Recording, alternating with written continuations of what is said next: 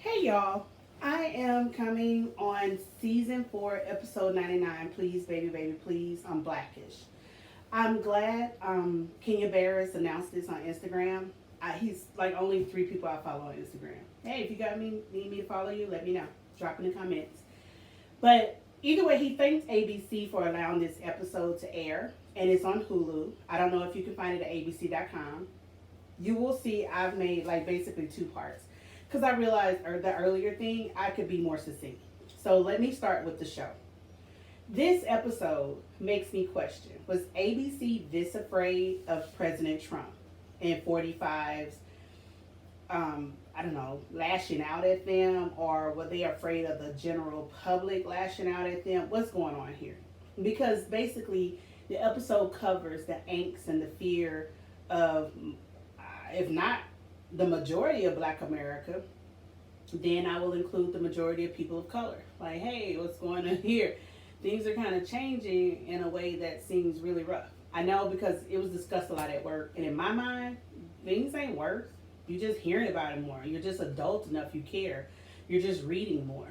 But I actually took a step back and asked my mother one day, and it's not 2016, it's definitely 2017, 2018. Hey, do you feel like things are getting worse?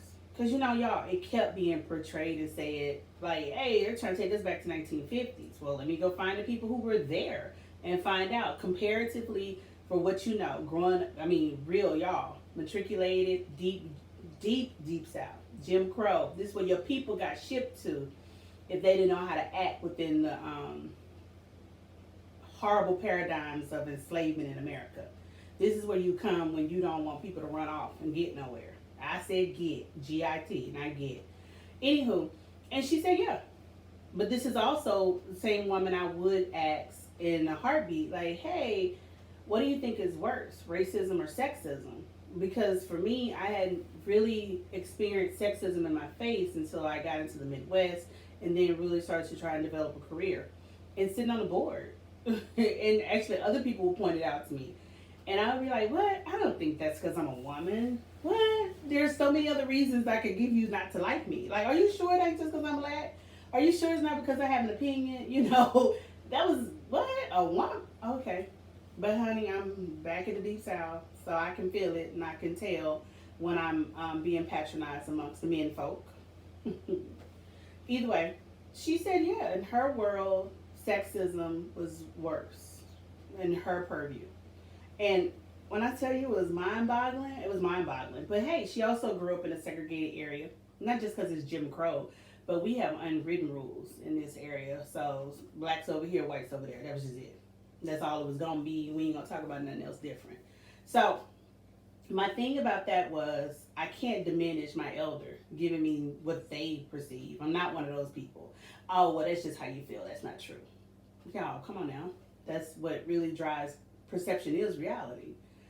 I'm grateful I didn't see it the same.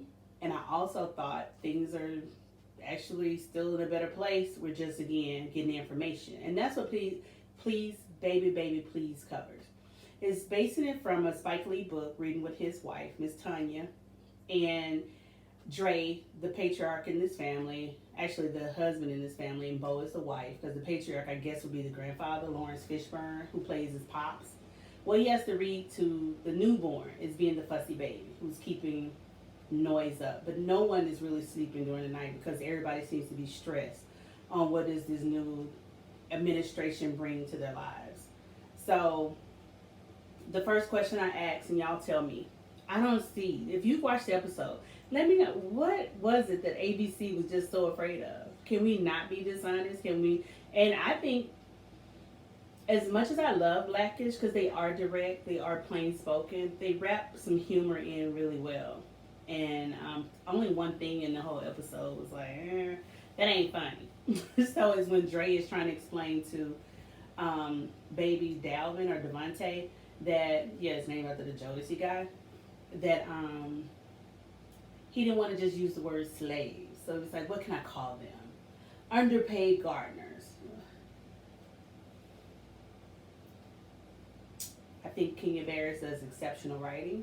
I'm grateful he's been able to make it thus far in his career and also make it with the wife and 5, 6 kids in tow, and they support one another at different points in their lives.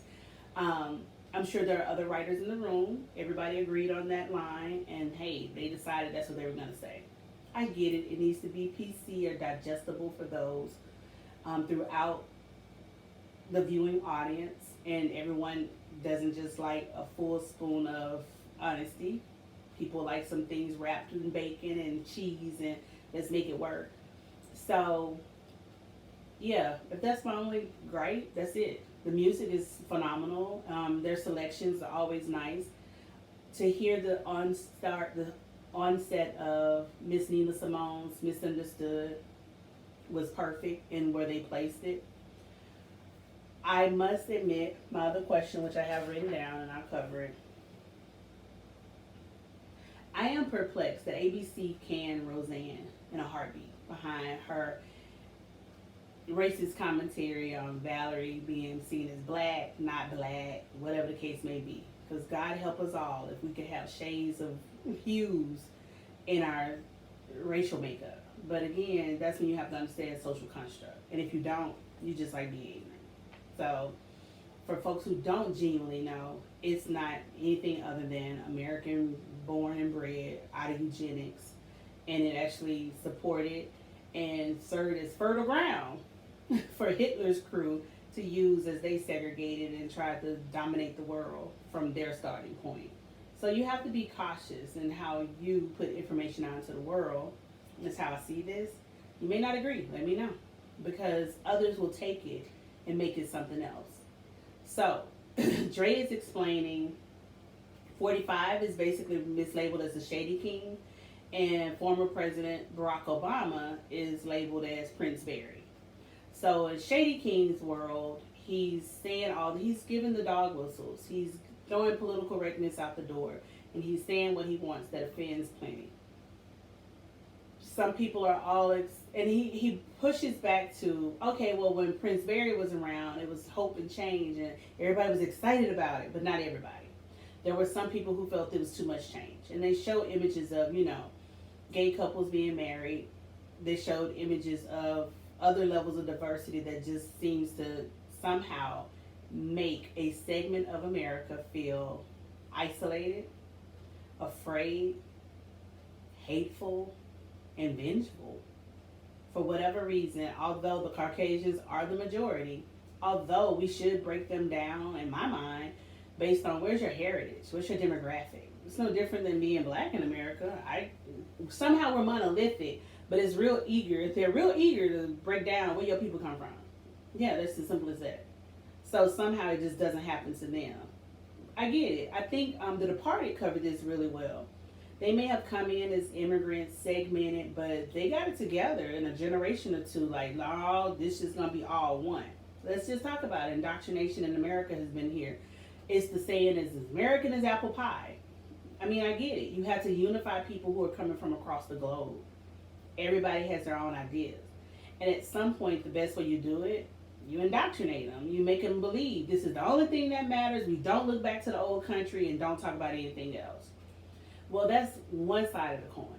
Have you ever considered what goes on the other side of the coin? Without the stereotypes, without the hate, without the vengefulness, just to see how is it panic can be just struck in a large group of people across multiple platforms, multiple demographics, multiple socioeconomic groups. I mean, various communities can be so afraid or so frightful or so fearful that the Shady King has been elected and the things he's saying and doing. Now, the thing I also disagree with, Pop was real serious about, when I was growing up and I would see the Klan pictures on the paper, I was so scared. But at least they wore hoods. Nowadays, they out here recording on their own personal cameras and highlighting what they are. I can never agree with that. Ooh, Lord, I cannot. Now, again, I give humble respect to my elders, including my parents are older, y'all. I mean, they just are. I'm the last of a bunch of kids. But anyway, so the fact that my mother saw one America, my father saw a totally different America because he's even older than her by 16 years. So the thought that my father integrated the military, U.S. Army, integrated. You hear me? And when I talked about joining, and as a JAG officer, which is I thought elevated and different, my daddy threatened to get a gun and shoot me himself. And I'm daddy's girl. I'm the youngest. I am the baby. I am everything you can imagine in the worst stereotypes of being spoiled, youngest kid, and the daddy's favorite. That was one time daddy drew the line, and I was not just going to get my way. And look at this. It's now what? When I brought that to his attention, I was 05, 15 years later. It still sits with me. And people, even once he passed, would say, well, he's dead now. You can go join. Don't be disrespectful. I don't see the same. No. Anywho, I trust, although he never explained any of his experiences to me about his time in the military, I trust he saw and experienced some things that just was never okay. And this is the same man that took me hunting. This is the same man that made sure I got comfortable with weapons. This is the same man that demanded his daughter didn't get treated any differently than the boys, except when it came to how to swim, because they just got thrown in water and they had to swim and drown. Baby girl couldn't learn like that. So I'm laughing now because it's like, and this is why I'm still the weakest swimmer in the whole family. But whatever. I'm learning. Soon as Corona is over and done, I will be back in the pool at the Y, getting my lessons and getting my certificate. But back to Please, Baby, Baby, Please. Dre talking to his father, and Pop saying that was like, I can't agree with you. I like my racism, overt, direct, and in my face. But hey, maybe that's because of whom I am as a person or where I grew up. All those things have environmental factors that shape our character. I don't like that covert stuff that I've experienced in the Midwest under no circumstances. I hate it with a passion. To me, it makes me work harder. I have to hop through mental hoops. I have to decide and distinguish if someone's being sincere, genuine, or if they're just talking.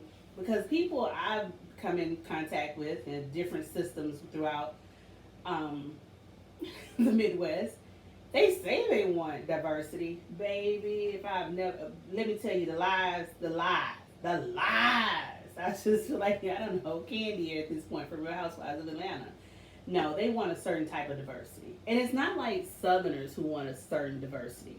Like, because at home I always felt, and I could be wrong, you tell me, maybe you live in a different part of the South. It could be Southeast, South Central, Mid-South Atlantic. The Southwest is it's a whole nother story once you get past Texas. And that's not just Texas, it's like certain parts of Texas. Once you're in El Paso, well, it's different. So, the thing about home, though, as long as you got money, degree, folks don't care. I mean, you're the accepted black. You're acceptable. So, and I don't mean money like people think I have money. No. I mean real money, net worth money, cash flow money, liquid money. Not like even President Trump, who does not have it. He's not liquid. I think I'm more liquid than that man is. I mean Oprah, where you can rise above. You're a new color. You're no longer black. You're onyx, according to Dave Chappelle. I think that's hilarious, and I'm glad she laughed at that because it is funny. We got to talk about there are levels to this, just like everything in life. The kids move on. We move from Pop talking to Dre, about that whole idea of the Klan at least wore hoods. I just saw my first Klan costume, because what else do I call it? Y'all, what is it? A uniform? No, costume. At the Birmingham Civil Rights Institute Museum in 2013. If you get a chance, please go. I know we have the National Smithsonian in DC. I went there as well. And actually, I didn't spend enough days, even though we had 3 days. Oh, I need more days. Like, you need at least a day for every floor. But then you need another day to go back and digest it all for each floor. And then a day for lunch, so you can see different things. But the Birmingham Civil Rights Museum has a full regalia of a Klan uniform. And I think they do a good job conveying and telling the stories. And we went 3 generations deep. So being able to have that bridge, meaning the elder was there, myself, and a younger generation, it wasn't, tongue-in-cheek anymore. The younger generation could see, I may not have integrated the schools, but my siblings did. Oh, yes, my siblings had stories, honey, where when they went to the school, the elementary school, too, they were sat as the only black kids, 2 of them, in the middle of the room, and they put all the Caucasian kids around them. And here they are, 55 and up, and they still have, real vivid memories and stories. You would think they were traumatized by it, but the way they tell the story is so hilarious. So I won't disregard that. We can laugh about it another time. Back to Please, Baby, Baby, Please. We move on to the twins. The twins are like, oh, we're afraid. Dre is questioning, wait, because of racism, politics, what's going on? What? The weather. What? And it's good to see that at different generations, everybody has a different process. By all means, because I have one younger than me that I do believe she's living a blonde, blue life, and I try not to stifle that. You know, artists are special, and they should be nurtured. And I'm not from a family that's not a real thing. Go get a real job, and then you can do art on the side. No, I've encouraged it, but child, it's a different kind of lazy. And you know what? I feel like if she didn't look like me, she didn't look like us. Okay, you can go out here and be half-assing it. And then one day grow up and, I don't know, get your stuff together and get it to. But hey, maybe y'all know somebody who hit 31, 35, and they seem to be just, I don't know, like my daddy would say, dicking around. But they seem to be messing up in life, or they're not taking the traditional route of high school, college, career, let's go. And maybe they still make it. Like, I do have a niece who later in life went on to become a nurse. But I mean, she spent from 12 to 32 just doing whatever that she felt inclined to do. And you know what? Maybe this is where it'll be generational. I don't understand it, and I may never understand it until I see the results of it. But I'm not here to say, okay, it can't be done. I am here to say, well, you know, I don't see how you're going to pull this off. So what I can do for now is stay out the way and stay quiet about it. But I try to be encouraging. It's just hard. I can't lie to y'all. It's hard. So what I can say is the twins are worried about global warming. They're worried about the flooding. They're worried about in September every week there's a tornado. There's a hurricane. You know, there are problems. And it's like Dre had to settle himself and go, oh, well, I guess these kids got a right to be upset and offended and scared. Let me calm them. And in discussing it, you know, it's like how they get involved. And they've decided they want to take on this fight because it is their fight to have. It's generational. In the interim, Bo is explaining to Dre, look, your story is scaring me. So find something else to tell him. But don't do that. Go feed the baby. Go do this. Junior shows up and his concern is, well, I'm on student council and tomorrow we have to make a vote for the students who are trying to take a knee. Dre goes into, oh, you're like your father. You're ready to support them. Or wait, are you trying to fight them back and keep them from taking a knee? So Dre gives all the talking points he feels that are important for people who take a knee in terms of protesting. Junior has to stop him. Like, look, I may not agree with it, but I actually get all the points on both sides. And at the end of the day, I feel strongly they have a right to peacefully protest. So although I don't agree with it, I'm here to support it in this way, and I'm worried how that'll come off, how that'll get handled, what will be said, what will be done. He's then invited to sleep in the bed as well because he asks about it. So Pop has a fear of, you know, we're going back in time, but also teaching us when Dre questions, and Dre explains, well, they get this from, you know, having pride in themselves. Just like we have black pride, they have white pride. And they have someone who's leading that banner ad.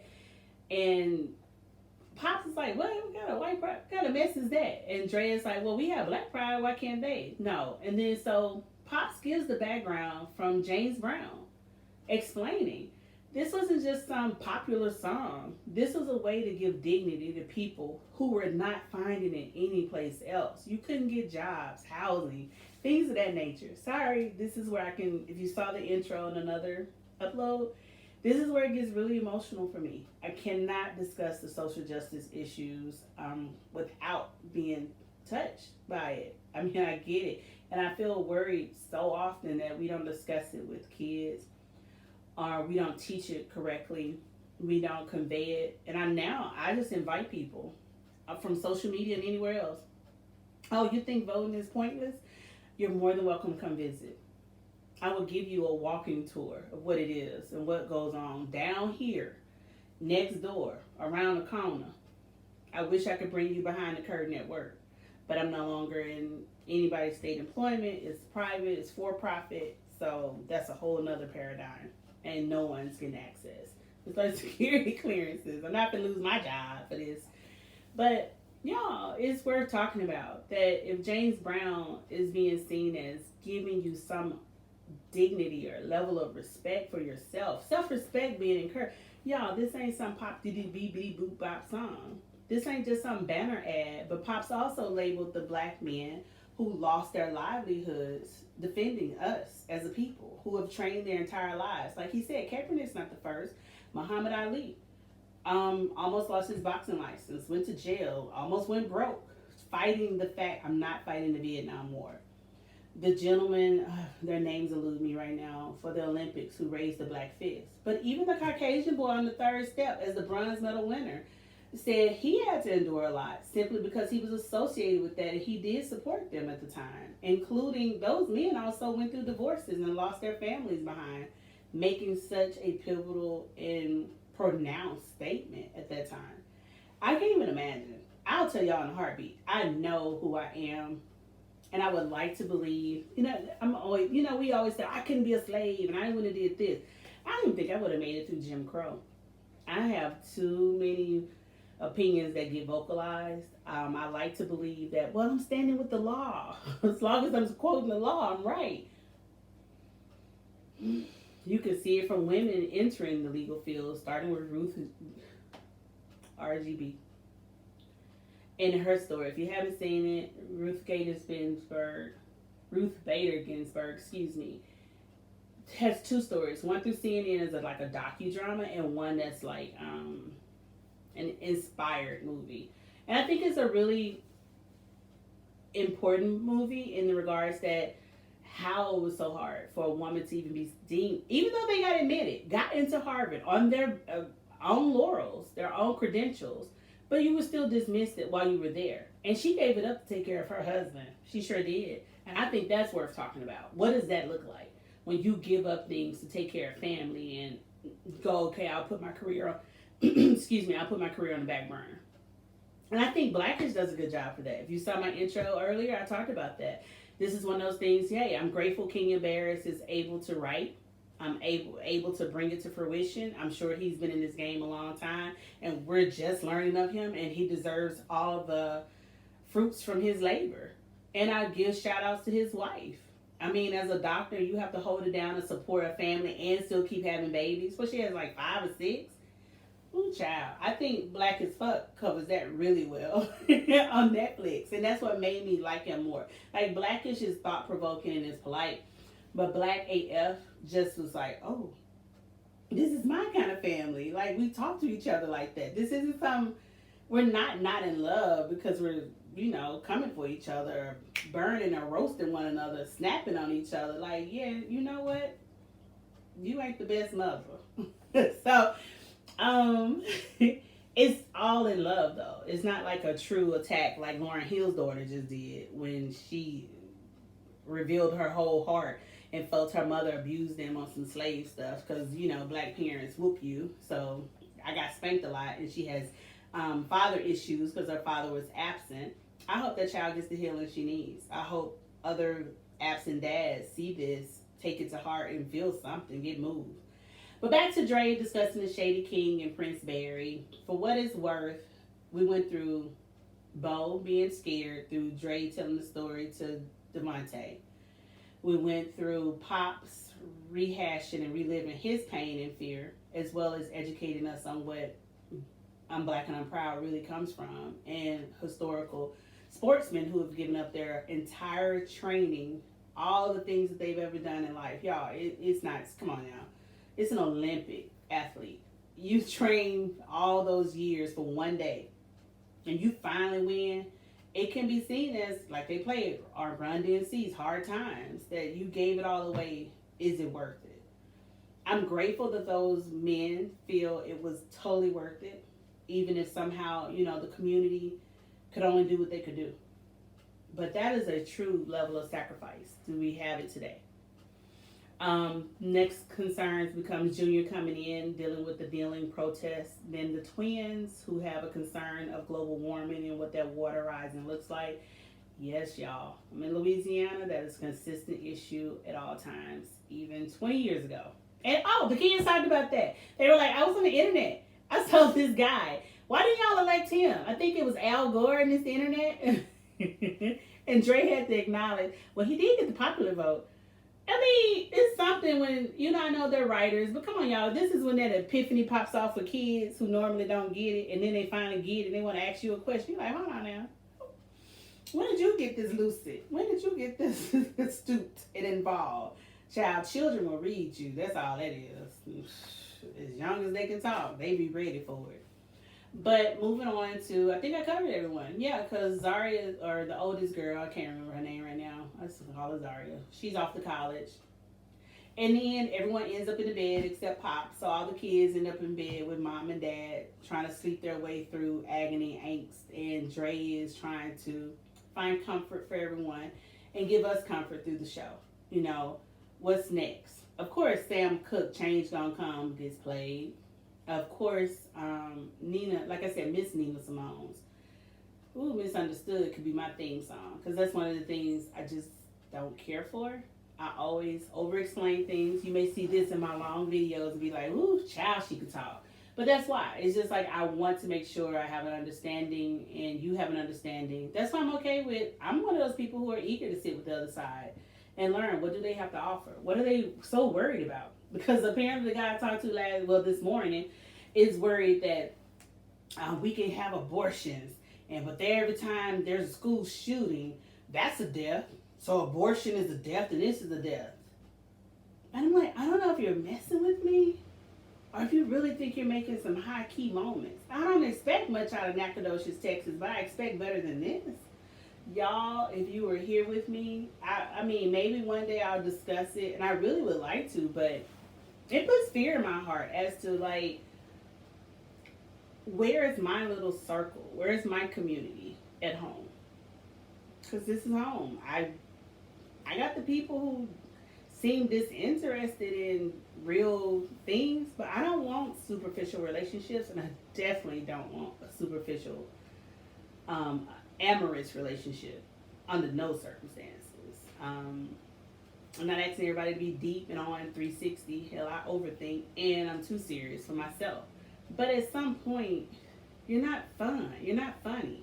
Even the notion you're like, oh, I was born in the wrong time. Okay, well, what time would you like to have been born in? 1850. Okay, you're a Caucasian male. I'm what is considered a black American all day long. I'll tell you real fast, I'm black. That lets you know I'm just, and I'll even tell you if you're familiar with this area, I'm regular black. That's to imply and a salute and let you know I'm not Creole.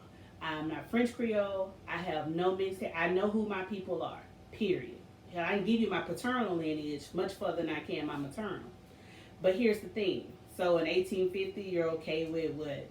We be forced coupled? You out to rape people? What's going on here? Because this wouldn't be happening.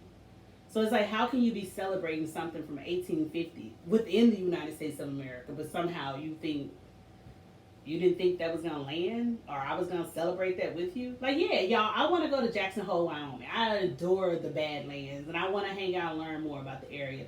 I think it's gorgeous for what it's worth. But I ain't going there because I want to be, like, self-isolating, and let's take it back to the 1800s. Where we can get that right here in Louisiana, especially East Louisiana, with no running water, using the outhouse.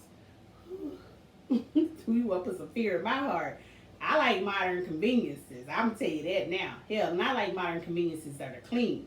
So I'll go to a gas station bathroom, but even then, I have my limits. Don't push me. But this guy really thought he was selling himself, and he was enjoying our conversation, and he can't wait to talk to me today. Oh, he also told me, like, after the election, coronavirus, all this is going to go away. Excuse me, sir? How? How is the rest of the world going to make sure this dissipates because it's somehow based in just United States position? Because it's for an scapegoat for the elections. It's just a ploy to push the elections and rig the elections. Like, I get it. Americans, we are super self-centric in the worst way. And yes, of course, I even asked him, where y'all people from? How long have you been here? When did y'all integrate? He knew nothing. And according to him, he'd probably been lying to me. But I was like, child, we can have this conversation better in person. Yeah, we may be aligned in some of the cultural things that's just hunting and fishing. I don't fish. I don't want to fish. I don't like fishing. That's what my mother does. And other family members, even the next generation, they fish. I think it's the most boring thing. Who don't put me out there? And I'm also allergic to the heat. Yes, there's such a thing as black people being allergic to the heat. But look, y'all, I'm not willing to chunk all that because he let him tell it like thick black women. I'm like, okay, so this is how much of a farce you are. Because I'm not thick. I ain't got nobody's booty. I'm top heavy. But at the end of the day, who are these women that go along with this? Who should, y'all should be pushing back. Is it just me? I do look like the weirdo. But if it's all of us, like, you know what, bro? You need a different kind of help, and I ain't got it for you. That's it. And that's part of my age now. I see it's not my job. You need to go get the help yourself. So if nothing else, I hope y'all enjoyed the episode. Please, baby, please. I think King of Bears deserves a shout out. I don't know if he had to tuck tail to thank ABC, but I appreciate if he did, swallow some pride to appreciate them and say thank you for letting it air. It is on Hulu. I don't know if you can find it at abc.com. If you have questions from this episode, I would love to hear your thoughts in the comments. Believe it or not, yes, I respond. And I really actually appreciate, I seem to get a lot of thinkers. That's even better. I know y'all like, you only got 25 subscribers. Girl, you may not get 25 views on this. However, I appreciate everyone who takes time, especially those who do take time to speak. And I can also see y'all who don't write, but you're liking the other comments. So shout out to y'all. I appreciate that as well. Your time is respected and adored. Simple as that. So with that being said, my summation is, what was ABC is so afraid of in posting this episode? Were they looking at retaliation from Shady King, President Donald Trump? Were they looking at retaliation from the public at large and thinking Caucasians would just ban them? What was the difference between stopping Roseanne and her stuff and allowing this episode to go?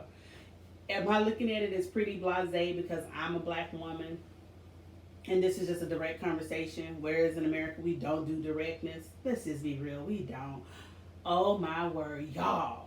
There was this guy when we were in London watching the changing of the guards or something. I don't know. I don't even remember. He was the thinnest. Nothing about this man was physically attractive to me. But you better believe the way he talked to everybody in that crowd. Ooh, Uncle Clifford from P-Valley ain't got nothing on me. The way I looked at him and shot him a look. Everybody was shocked when I told him about, you didn't get his number? Joyce didn't talk to him? What's going on? I was like, girl, look, long distance is work. And I'm not going to worry about getting approvals on long-term visas or anything else. I make fun of 90 Day Fiancé, and I will eventually get those episodes covered because I think I finally have like the best ever thumbnail. And I think I, again, want to discuss it from a point of guys who think they're the good guys, but they're not. But back to, man, that guard was something else. And when I tell you, when people tried to play stupid or talk, he pushed them right along without ever touching them, without ever getting belligerent, never pulled a weapon. It was just a matter of, you're going to do what I told you to do, and that's just that. I was like, oh, wow. I thought I could be direct. Maybe the Brits are important for me. Anyway, I hope you like my shirt. That's the reason why I made it my business that I could fix this camera in such a way. I like it because if nothing else, this is my little superhero, Fannie Lou Hamer, Mrs. Fannie Lou Hamer. She was married. She couldn't have kids because she was forced sterilized as a black woman in the Deep South. And y'all want to pretend like that don't happen today? California prisons were still forced sterilizing their female inmates in 2014. I'm shocked I ain't seen that class action suit come up yet. This happens. Women go in for one thing and come out without ovaries, or come out with a hysterectomy, free of charge. Yeah, y'all, that's not a win. We got to speak out about that's a social injustice as well. Your decision to reproduce is all on you. Either way, I hope you can enjoy this episode. I hope you to see comments. If not, we'll go from there. Y'all have a good